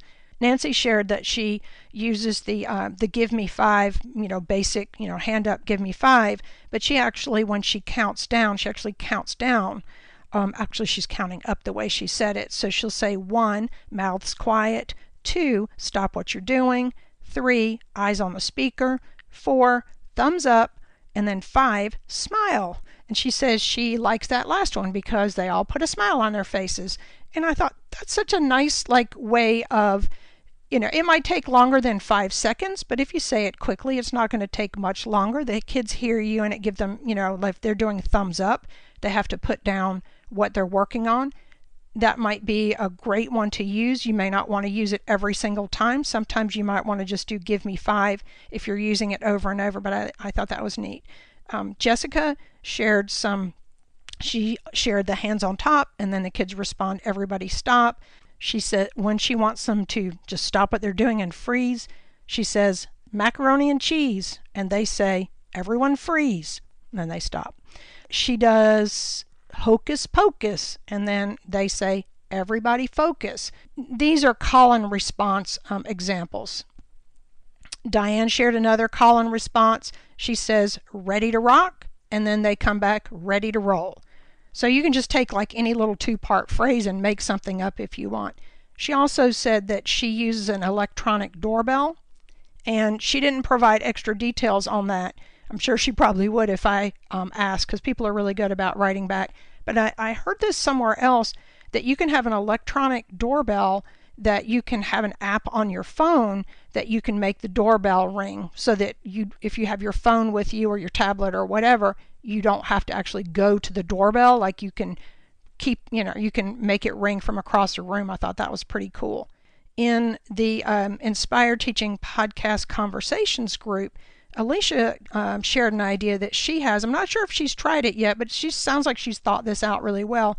She wants to use different signals for different activities. So one signal might mean that they're going to stop and do some silent reading, or another signal might be for a transition. She said she was going to have a poster, a little chart for herself and her kids and a substitute to know these are the different attention signals, and it kind of shows what's going to be coming up next. And she said this was sort of an idea she had based on brain research, that it's nice to sort of prime the brain about what you're going to be doing next. So I thought that was a neat idea. Another teacher, Jean, who's actually my sister, she's a music teacher, and she keeps a recorder on a lanyard, just has it around, on her person all the time, and she plays a quick trill, and it kind of cuts through all the noise. And then she uses, I guess she does that with her right hand, because she says she uses her left hand to do kind of a wave where she starts with an open hand and then ends with a closed fist, which means cut. Now, there's lots more ideas in the group, but I really just wanted to give you, just kind of a taste of different ones, so that you can explore on your own and try to figure out what's the right quiet signal for you. I know that most of this episode has been about how to choose the right quiet signal, but there's actually a little bit more to it than just choosing the right one, and that is how to implement it effectively. And that starts with actually teaching your students how to use it and what you expect. So I'm just going to sort of go through a little quick lesson idea that I would suggest using right from the first day of school, or if you are going to introduce a new quiet signal later in the year, follow this little procedure. It really will only take 5 minutes, but it's well worth it. The first thing to do, especially with older kids, is to explain why you need this attention signal. And you could say, we're going to be doing lots of fun things in the classroom. We're going to be doing hands-on activities, STEM lessons. You're going to be busy. You're going to be talking about what you're learning. So with all this activity that's going on, there's going to be directions that I need to get your attention to give you directions, or maybe we want to talk about how the activity is going and what you're learning. So we need to have a signal that I can use when I need your attention, and that you can quickly respond to it and get your attention on me or the speaker. And it needs to be something that we can get done in 5 or 10 seconds because we don't want to waste a lot of time. So after you kind of get their buy-in on why it's important to have an attention signal, you want to describe exactly what you're going to do and then what you expect them to do.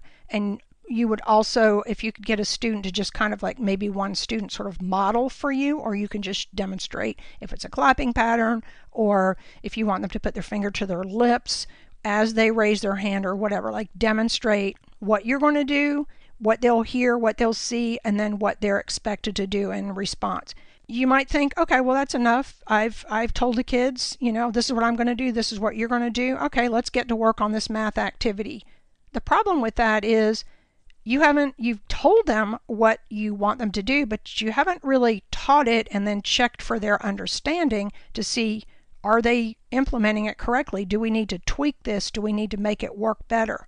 So the best thing to do is have some little simple team discussion activity, something really simple where you just ask them, put your heads together in your team and talk over what your favorite movie or TV show is, and just let them talk a little bit. I wouldn't let them talk very long. I'd only let them talk like 30 seconds, and then use your quiet signal.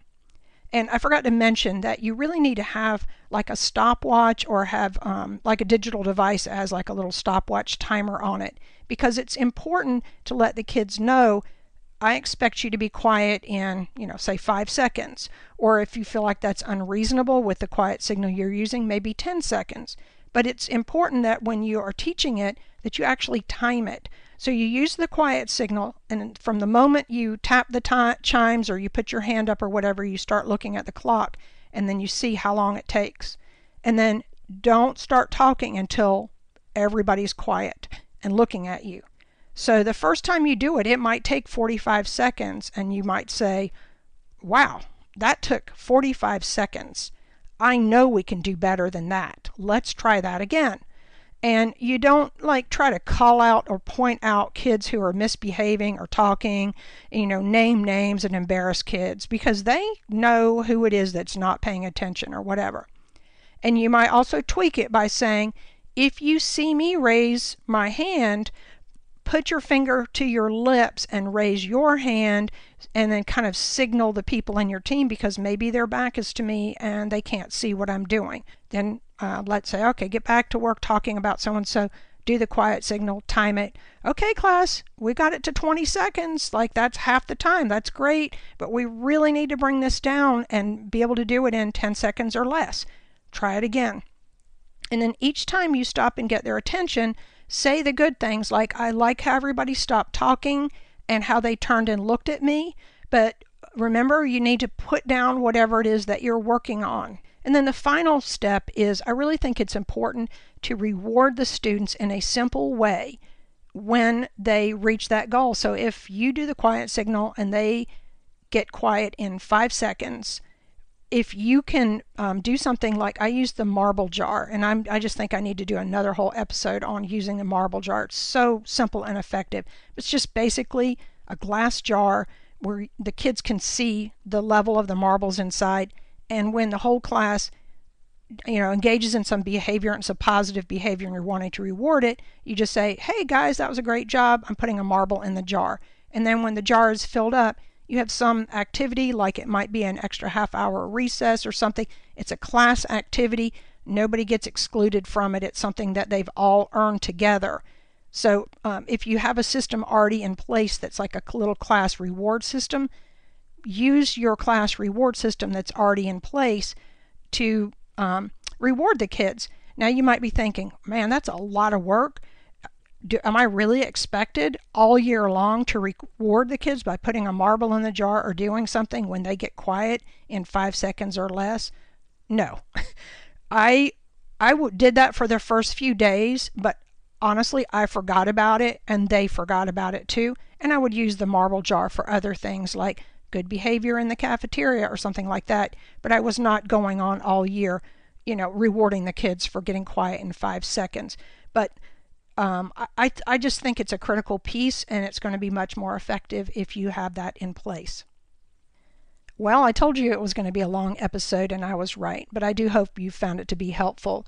There's just so much to the topic of how to choose the right attention signal and how to implement it effectively. I just felt like it really deserved the time and energy and digging into it because, as I said, it's almost magical when you get one or get a few that work for you. Everything is so much better in your classroom, and it's just so much easier to find your source of inspiration and sort of tap into that feeling of teaching inspired and loving being in the classroom, because it's a flow that happens where the kids can work on something, be engaged, be on task, and then when you need to get their attention, you use your magical attention signal. They look at you and get the directions and they keep going. I will say, as a final tip for implementing it, it's easy to get a little lax with your attention signal, and what will happen is you'll find yourself starting to talk before the kids are completely quiet. It happens to us all. We try to be consistent and then we get kind of overexcited, and we wait till most of them stop talking, but not all of them. And then we start talking, but then half the kids aren't hearing what we're saying. So just kind of remind yourself that you need to make sure they're quiet and they're focused and they're looking at you. And if it starts taking longer than 5 or 10 seconds, you might say, class, let's start off this morning. I've been thinking about our quiet signal that we're using, our attention signal. It hasn't been working quite as well lately, so let's practice it again this morning before we, go about our lessons. You may decide you want to implement a new one and just say, why don't we try a new one today? But I'm just saying, do be aware that the key component to making it work is to implement it effectively, and that means make sure that you use it, you wait for the kids to stop whatever they're doing and look at you before you start talking. I hope you found these tips to be helpful, and if you have, please share this episode and the podcast with your colleagues. And I do hope that you can join me for my next episode of Inspired Teaching Made Easy.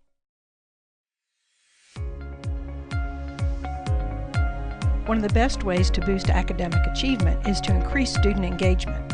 And that means using strategies that require students to interact with each other as they discuss ideas or complete a task together.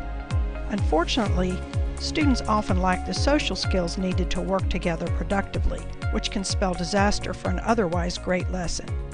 Hi, I'm Laura Candler, and today I'm going to share a 6-step process for teaching your students the social skills they need to get along with their classmates and work together effectively. Let me just start by saying that while I've been a fan of cooperative learning for a very long time, I know that a lot of teachers don't feel the same way at all about having kids work together on a regular basis. In fact, teachers have told me that they would like to have their kids work together in groups more, but their kids just don't get along with each other. And that every time they try to do a cooperative learning activity, it just kind of dissolves into chaos, and the kids are off task and they're arguing with each other. And, a lesson that they'd planned that they were excited about just gets completely derailed by the fact that their kids don't know how to work together. And I even had a teacher tell me one time, I do more cooperative learning activities because I do think it's important, but my kids just can't work together. And I kind of stopped and I thought about it, and I was like, if you think about it that way, you could say, well, I would teach math more, but my kids aren't very good at it. It's like part of our job is to teach kids how to get along with each other. It's an important life skill. I mean, think about it. No matter what job you have in life, even if you're working from home, you're going to have to coordinate and collaborate with other people and get along with them. Fortunately, this is something that we can teach just the same way that we teach academic skills. we can teach social skills. There's a kind of a step-by-step process. Part of it I learned from different trainings that I've had through the years, part of it through my own classroom experience. But I want to share this process with you. I guess you could call it kind of a little mini lesson for teaching any social skill. And as you're listening to me go through these steps, you might be thinking, wow, that sounds like it's going to take a long time. But even if it does take 15 or 20 minutes of valuable instructional time, I'm going to tell you that it will save you a lot of time later, because you won't be dealing with, the disastrous fallout from putting kids together in groups to work on something and then just sort of having everything turn chaotic on you. And I also want to remind you that as you're listening to the ideas and the strategies and the step-by-step process that I use, that you think about each step as it relates to your classroom and your students. This is a process that I used with 4th and 5th graders. I think it works really well for that age and older students. It may need to be adapted for younger students, but the basic idea of taking time to teach kids exactly what it means to use social skills, I think, is a really important one. I'm going to jump right into the 6-step process of teaching social skills, and I wanted to remind you that anything I talk about in any of my episodes, you can find further information and links to blog articles and other resources on the show notes page if you just go to lauracandler.com/podcast, and this is episode 7, so click on episode 7, it'll take you right there. The first step is really to discuss the need for teaching social skills and for your students improving their social skills. Once they understand the importance of social skills, they'll be more willing to work on these things and realize why it's important to improve them.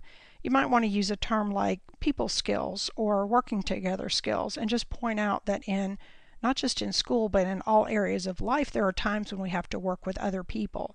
And because everybody's different, everybody's unique, they have their own ideas, many times we have conflict, or there are things that need to be worked out, or we need to learn to listen to other people.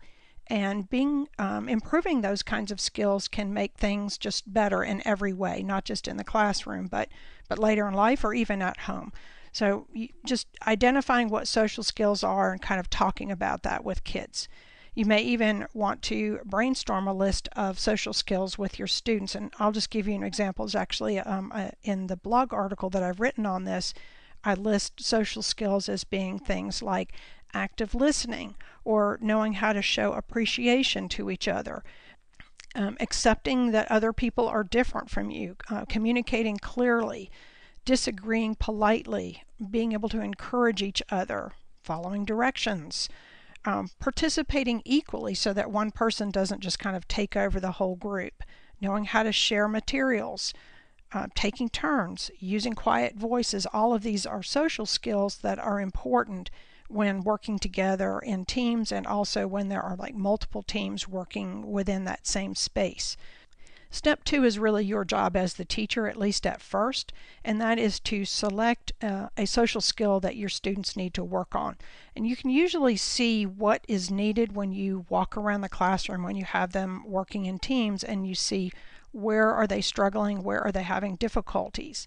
If you're not sure which social skill to start with, you might like to start with the one that I usually started with at the beginning of the year, even if it's later in the year. This is always a good place to start.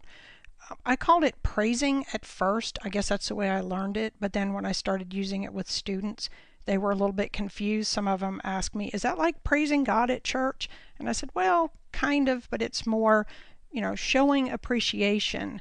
So, or demonstrating or giving appreciation, like letting others in the group know that you appreciate or you like their contributions.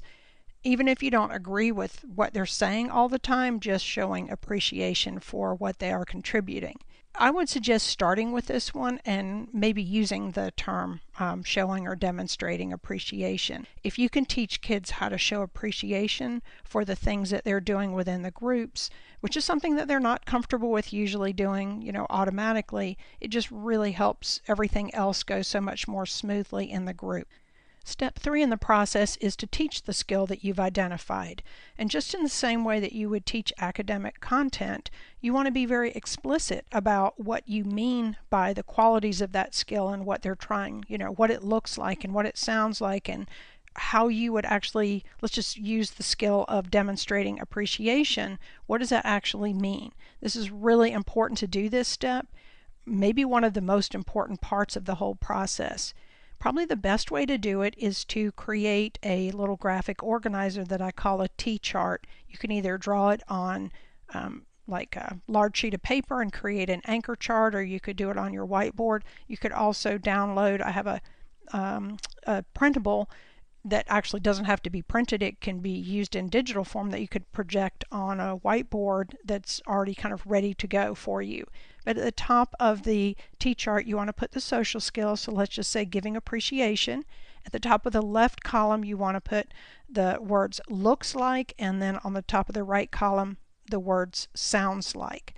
And you ask the students, what if we're giving appreciation to each other, what would that look like if somebody just looked through the window in the door and they saw our room but they couldn't hear us? What would they see? So it might be like smiling, looking at each other, nodding our heads, thumbs up. These are ways of showing that we like somebody's idea or what they're doing. And then ask, okay, if they could hear us, what would they hear us saying? They might hear us saying, good job, or I really like the way you said that, or I like your idea. Wow, I would have never thought of that. Just you can kind of brainstorm with your students what it would sound like and what it would look like if you're showing appreciation or demonstrating appreciation. So that's step 3 is teaching the skill and really identifying what makes up the skill. Now you don't have to go really detailed in it. You can just tell your students that we can add to the chart later. Step 4 is to give the students time to practice the skill, and this really needs to happen right immediately following the part of the lesson in which you identified the characteristics of it. So the best way to do that is to involve the students in some sort of activity where they can practice that particular social skill. If you're using giving appreciation, you want to think of what could you have them do where there will be opportunities to show appreciation. So you may want to have them work together within their teams to brainstorm ideas for something. If it's at the beginning of the year, you might say, let's brainstorm ideas for class rules. What should we have as our list of class rules? And you would tell them that because it's a brainstorming session, we're going to come up with lots of different ideas, and you can show appreciation for ideas that you like. It doesn't mean that we necessarily have to keep that idea. We'll go through another process later where we decide for sure what our rules are. But right now we're just brainstorming ideas, like in classrooms before. What rules did you like? What rules are important to you? And then you might have the kids go around. You can number them off in teams and say, person number 1, what's one rule that you think our class should have? And then just have them like go around in the team, which is sometimes called round robin, where they're just kind of taking turns around the team. And then look, this is kind of it actually goes into the next step, like you get the kids practicing it. But step 5 is while your students are practicing this skill, to stop and reflect, pause and reflect. So use your quiet signal to get their attention right in the middle of the activity and say things like, oh, I love the way team 2 students are all looking at the speaker and they're nodding their heads, and hey, I saw some thumbs up signs in team 4. And you're telling your students, you're just kind of praising and complimenting and pointing out the things that you're saying that are examples of that social skill being used. The neat thing about doing this, pausing during the activity and taking time to point out the things that students are doing well, is that you'll start to see other teams do the same things. As they hear the praise that you're giving some teams, they'll start to adopt those same practices, and it just kind of spreads throughout the classroom. And the last step, step 6, is after the activity's over, after you feel like it's gone on for a reasonable amount of time, kind of review the skill again. What were the qualities of showing or demonstrating appreciation? What does it look like? What does it sound like? And get some more ideas going with the class on how do you think we did with this.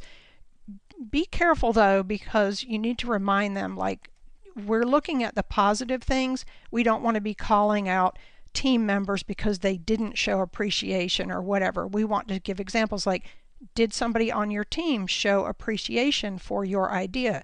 What did that sound like? How did it make you feel? And just sort of having like a little short class discussion to kind of reflect on this. And if you decided to do this as a social skill of the week, which is what I did, is on Monday we did like a little mini lesson at the beginning of the week as part of our class meeting. We did I introduced the social skill I wanted us to work on. We practiced it briefly, we went and reflected on it, and then we left the chart up. And then throughout the week, as we were doing other academic things, I would point out, oh, I like how the members of Team 3 are showing appreciation for each other's ideas, and that kind of thing. So the whole process should really only take 15 or 20 minutes. I would keep it really, tight and controlled. But it's very, very effective because it gives the kids like explicit information about the skills that they need to develop to work together more effectively. And I found that it was so helpful to do it at the beginning of the year or when I was first starting to use cooperative learning, and I actually didn't have to continue it all year.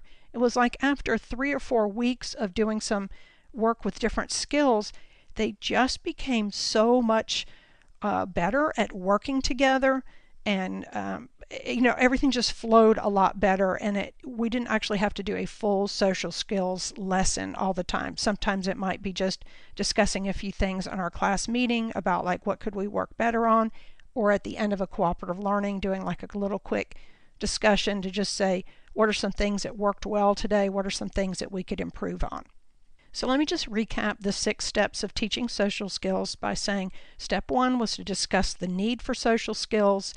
Step 2 was to select one skill to work on. Step 3 was to actually teach the skill, what it is, using the anchor chart, the T chart. Step 4 was giving the students an opportunity to practice the skill immediately after they learned it. It's really important that it happens right away. Step 5 was in the middle of that activity to pause and reflect and point out the positive aspects of what people are doing. And step 6 is at the very end, do a quick review and reflection. I hope you'll join me for the next episode where we discuss teaching strategies and tips and ideas that make it easy to find your inspiration in the classroom.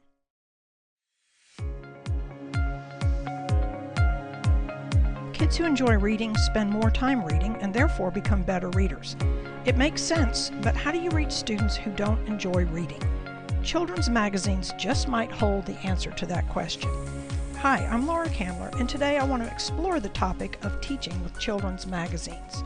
I'm going to share why magazines are powerful teaching tools, where to find them, and some strategies for how to teach with them. Before we get started, I wanted to remind you that I'll be setting up a show notes page for this episode, and anything that I mentioned today, any links, any resources, you can find them on that page. To find it, go to lauracandler.com/podcast, look for the title image for episode 8, click on it, and it'll take you right to that page. I also wanted to invite you to join the conversation on this topic in the Inspired Teaching Podcast group on Facebook. Anything that you hear in this episode that kind of sparks an idea within you and you want to share it, or maybe you already use magazines in the classroom and you want to share some of your strategies, we'd love to hear from you. I think the best place to start with the topic of teaching with children's magazines is to dig into why you would want to use them and why they make such great teaching tools. The first reason that comes to mind to me is that they are really interesting to kids. They provide fresh content, and I'll talk about a couple of different types of magazines, namely weekly magazines, subscription magazines, and then monthly magazines. But whatever the type of magazine, they bring fresh content into your classroom, and they're interesting to kids. They're colorful, they're filled with images, the text, blocks of text are usually short, and just they're written in a very engaging way, so they capture kids' interests. Another reason is because the articles are short, they make great passages for mini lessons in reading or really even in other subject areas. When I think about mini lessons in reading, one thing comes to mind, and that is the informational text, the nonfiction text that's so important to teach kids. It's quite different from narrative text, stories that we tend to focus on in reading instruction, but teaching kids how to read and interpret and understand information is very important. Informational text has different structure types, like cause and effect would be one example. They can be sequential. There's all different types of structures, and they have different features like diagrams, captions, bold print, italics. They have maps and all kinds of features that require students to read and think and interpret information in a different way. And children's magazines provide a lot of that, and they're just great for these mini lessons. Another thing I like about using children's magazines in the classroom is it allows you to integrate literacy into other subject areas, especially into science, social studies, and health. A lot of the children's magazines, especially the weekly ones like Scholastic News, will have an assortment of features, and there's usually something, current events related. For social studies, there's science topics they get into. There's just a wide variety of things that can be connected into other subject areas. And I think it's important to not just teach reading during reading time, but to also integrate it into other subject areas where it becomes more meaningful for students. Hopefully I've convinced you that children's magazines are worthwhile teaching tools to have in the classroom. So let's talk about a couple of different types of magazines and where you can find them, hopefully without breaking the bank. First, let me just kind of distinguish between sort of two main types. One type is the type that you can get from, say, Scholastic, like Scholastic News. It's delivered like 3 times a month, maybe, or at least it used to be, so it comes almost every week. Another one is Time for Kids. There may be other weekly subscription magazines like that. They're very thin. They're just a few pages long. They usually have an online digital component, which can also be nice. And they're quite reasonable in price when you consider the fact that you're getting this many issues throughout the year.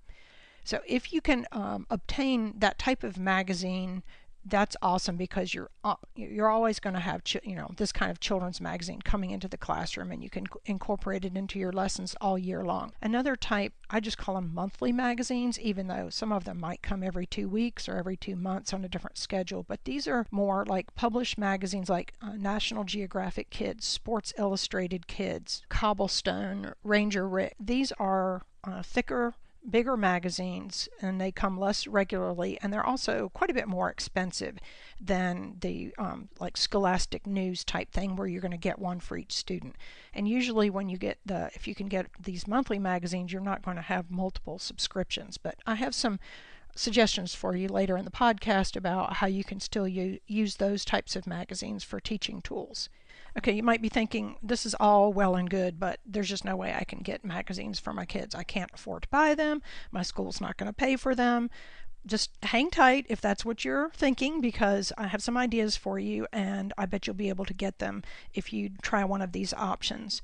One thing you can do, let's just talk about the weekly magazines. One thing you can do is try to get your PTA or PTO to buy them for your students. You can also go to donorschoose.org and write up a project proposal to get magazines like that in the classroom. I see a lot of those proposals come through, and I just need to do a completely separate podcast episode on Donors Choose, but it's a great place to get funding for your classroom. It does only apply to teachers in the United States, and as far as I know, only public schools.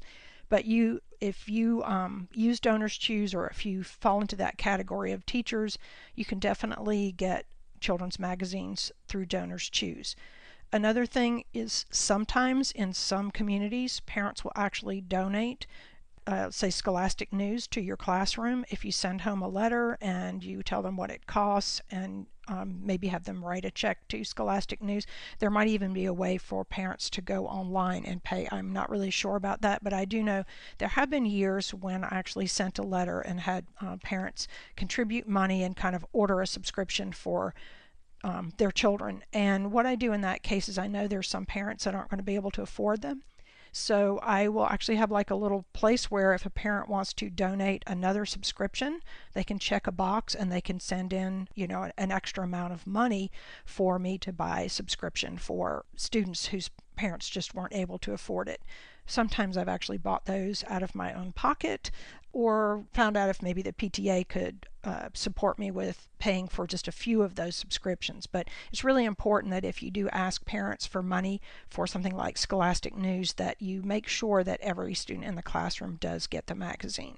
Okay, let's talk about where you might be able to get these monthly magazines that are quite a bit more expensive. First thing you could do is go to your school's media center and talk to the teacher there and find out, do they have a collection of back issues that you could check out for your classroom? If they do, round up the magazines that you think are appropriate, keep track of them, count them, make sure that you're going to be able to return them all, bring those back to your classroom for an activity of some sort. And I actually have some ideas for you in a few minutes, but that's one option. You can use donorschoose.org to get these types of classroom magazines too, like Ranger Rick or National Geographic Kids or something like that, because these magazines are available on Amazon, and therefore you can write up a project proposal to get magazines for your classroom through Donors Choose. Once again, some parents may donate these magazines. I have a letter that you can find on my website, and I'll actually put that on the show notes page, that it's a letter that you can customize. It's in Word,